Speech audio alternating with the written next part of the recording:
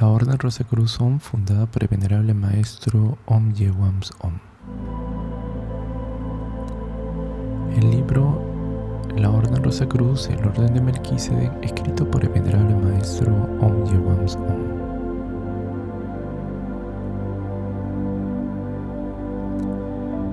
Capítulo número 13, segunda parte, el arcano solar.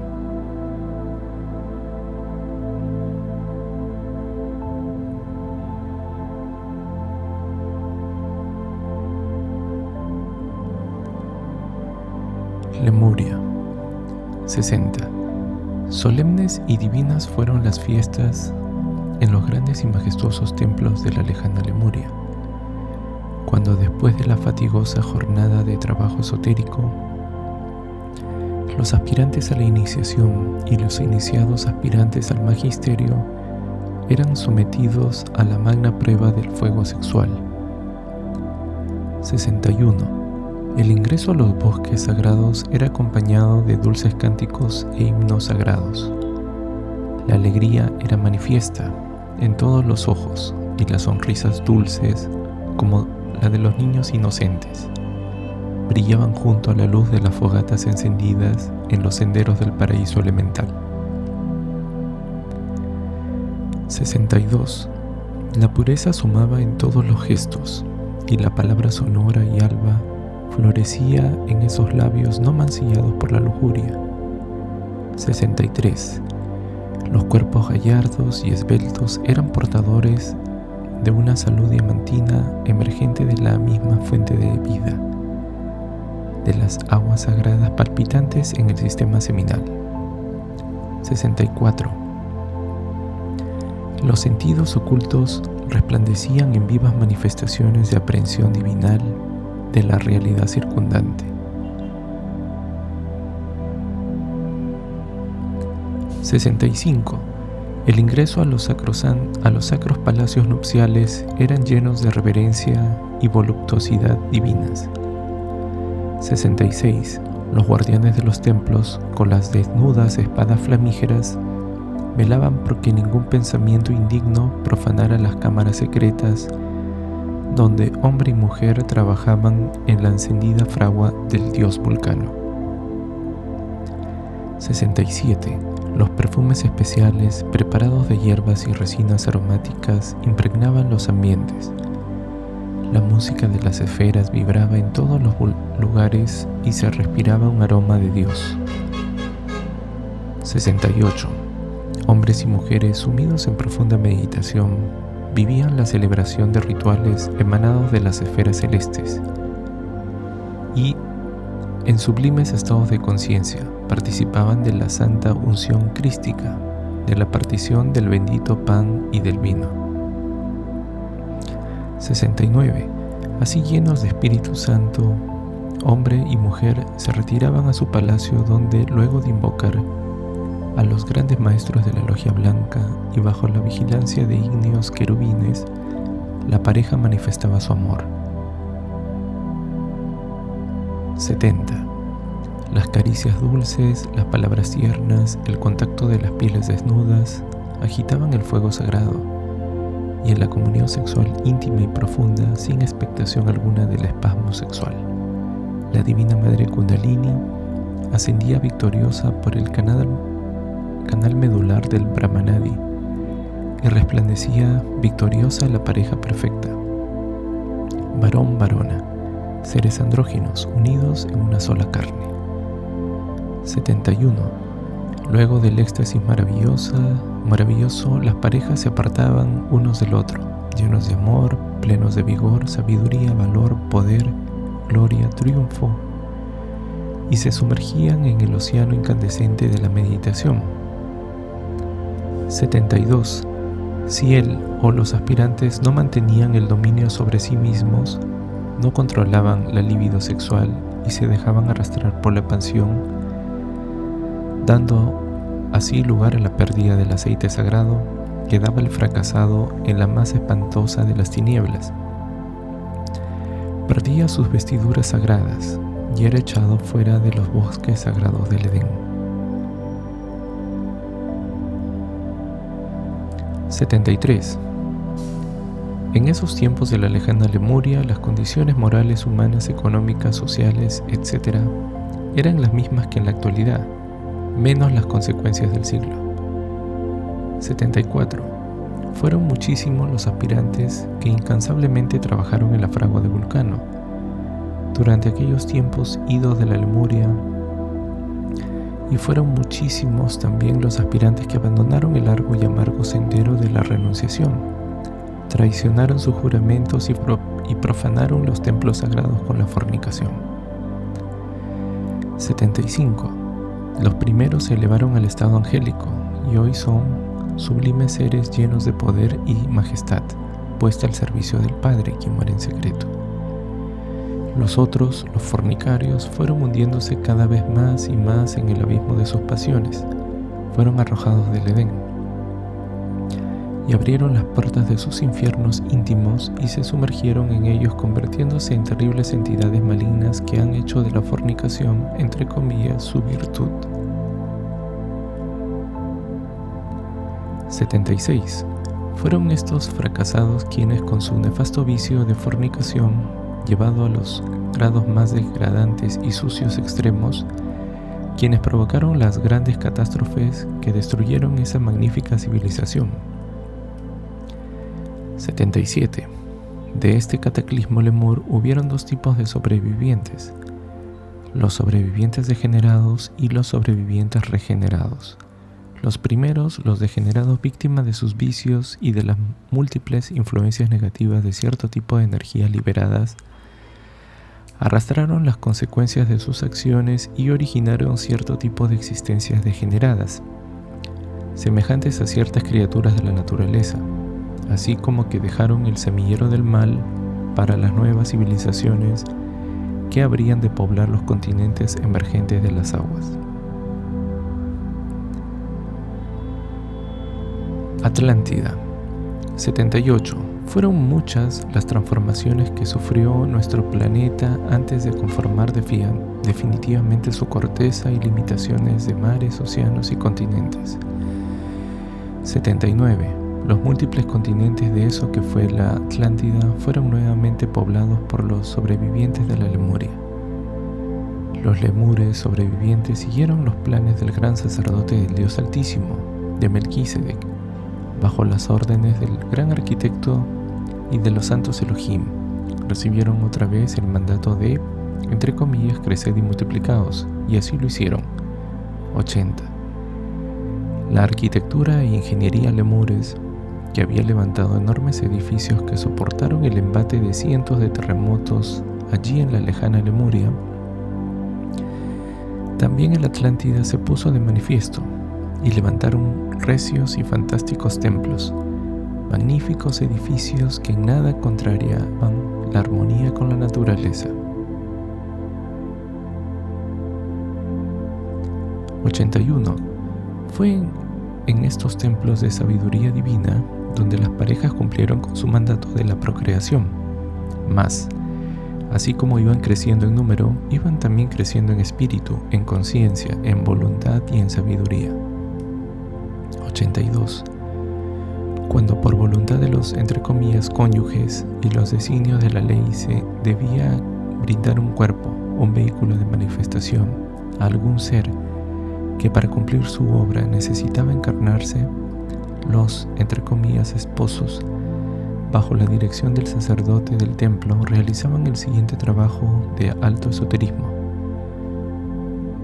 83. Los iniciados manifestaban su voluntad de, entre comillas, tener un hijo, la que, consultada y aprobada en conformidad a la ley, merecía una respuesta expresa por parte del sacerdote.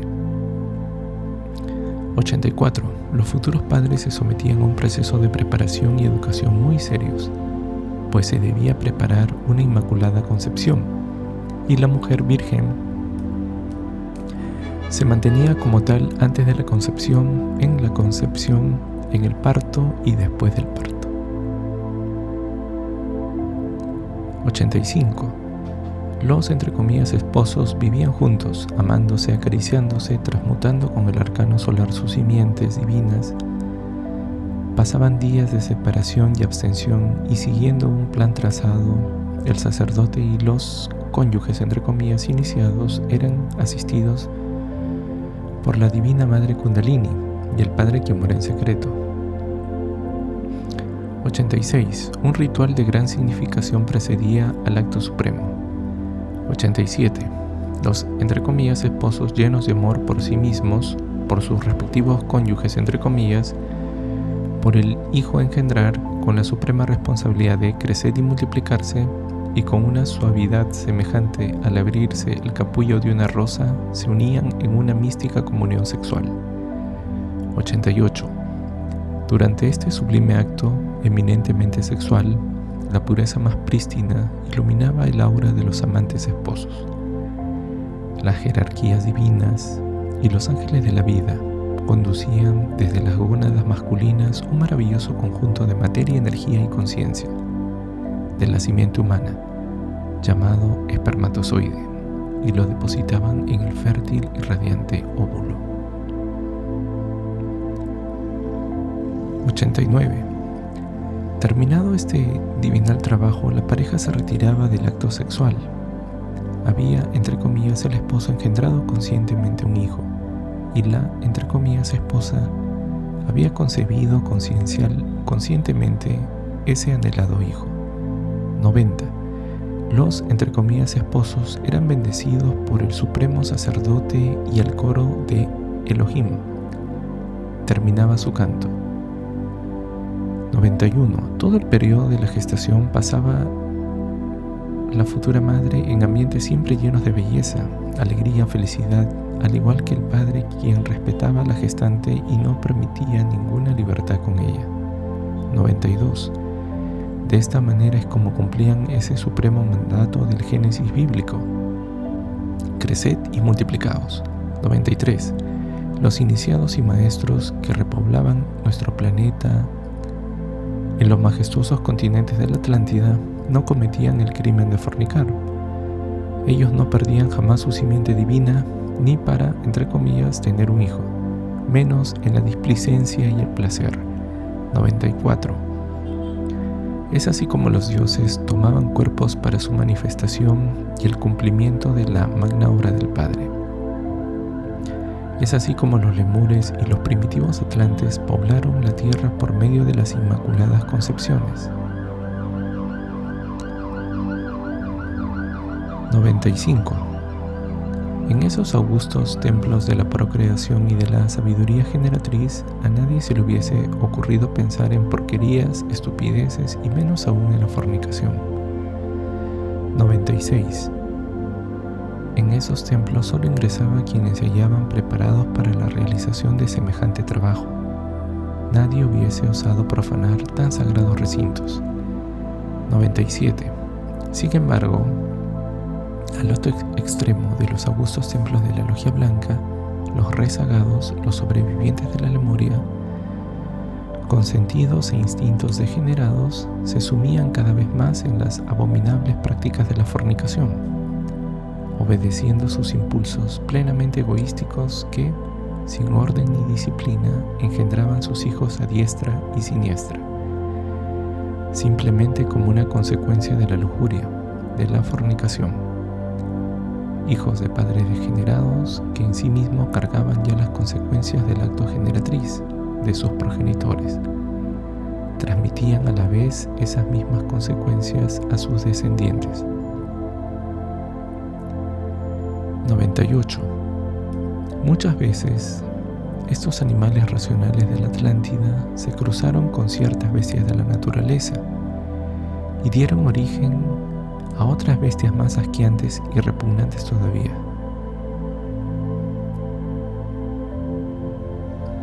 99. Todas aquellas vibraciones negativas cultivadas mecánica e inconscientemente por las bestias intelectuales de esos tiempos fueron hábilmente aprovechadas por ciertos egos eminentemente malignos, así como por ciertos bodhisattvas caídos, los que, inmersos en la generación animal, empezaron a poblar los continentes de la Atlántida. Tales vibraciones, acrecentadas por ciertas prácticas de magia negra, fueron envenenando la atmósfera astral, mental y causal, de tal manera que la influencia fue llegando inclusive hasta los hogares de los iniciados en la Rosa y la Cruz. 100. Las batallas internas fueron terribles. La Logia Blanca hubo de defenderse de los bestiales ataques lanzados por la Magistratura Negra. Muchos iniciados sucumbieron. 101. La seducción de la maligna belleza que humilla con su virginidad llevó inclusive a excelsos maestros de la Logia Blanca al abismo de la fornicación. 102. ¿Cuántos iniciados, fieles discípulos de la Cruz y la Rosa, ante los encantos siniestros de la impúdica desnudez de diablejas terriblemente hermosas, cayeron seducidos y rodaron la pendiente del vicio y la degeneración animal? 103. Entre comillas, los dioses se unieron a las hijas de los hombres y poblaron la tierra. 104. Los antes excelsos dioses, cantados por la prosa y verso de los poetas griegos, se convirtieron en criaturas infernales, en demonios tentadores que hicieron olvidar a muchos iniciados la majestad del Padre y el respeto a su santa voluntad. 105. Muchas veces fueron asaltados los colegios iniciáticos por las hordas fabriles del intelecto racional, y muchas otras lograron arrastrar tras de sí algunas incautas almas. 106. Ante la inminente profanación de los augustos misterios, la Gran Logia Blanca dispuso el cierre de los templos de la procreación y su casi inmediato traslado o, entre comillas, pase a la cuarta dimensión. 107. De esa mezcla híbrida de ángeles caídos, animales racionales plenamente degenerados y bestias de la naturaleza, ha surgido lo que en la actualidad se conoce como, entre comillas, hombre.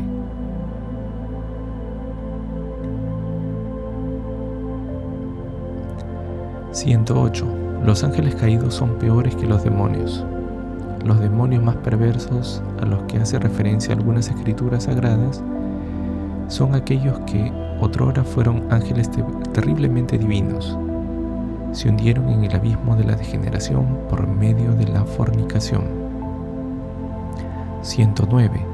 De modo que el, entre comillas, rey de la creación, el famoso, entre comillas, hombre, ese animal racional, es tan solo el producto de las constantes fornicaciones primarias entre bestias de la naturaleza y demonios terriblemente malignos, sumergidos en las profundidades más oscuras del insondable abismo.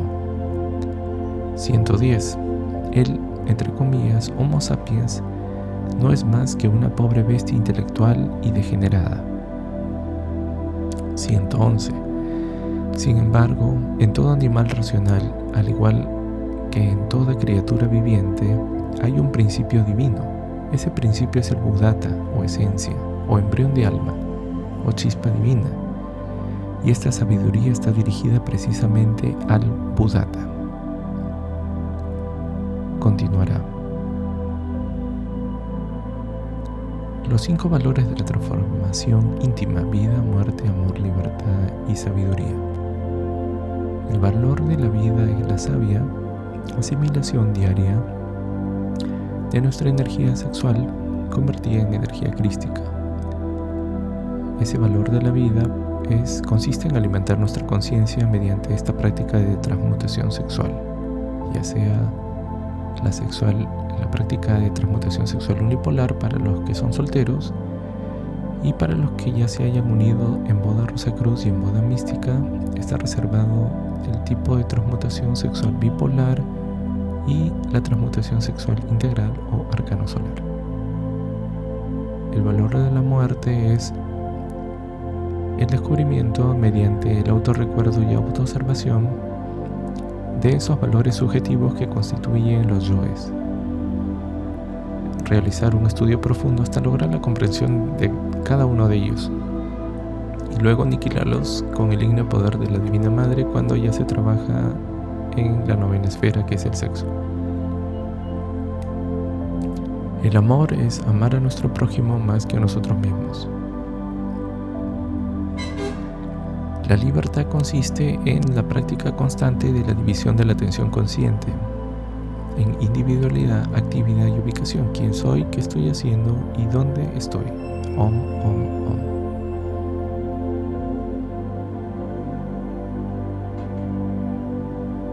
Sabiduría es dejar que el Padre interno cumpla con su magna obra. Nosotros ponemos tan solo nuestro granito de arena, mostaza, que es nuestra vida entera. Hasta aquí, amigos, la clase del día de hoy. Esperamos tenerlo muy pronto.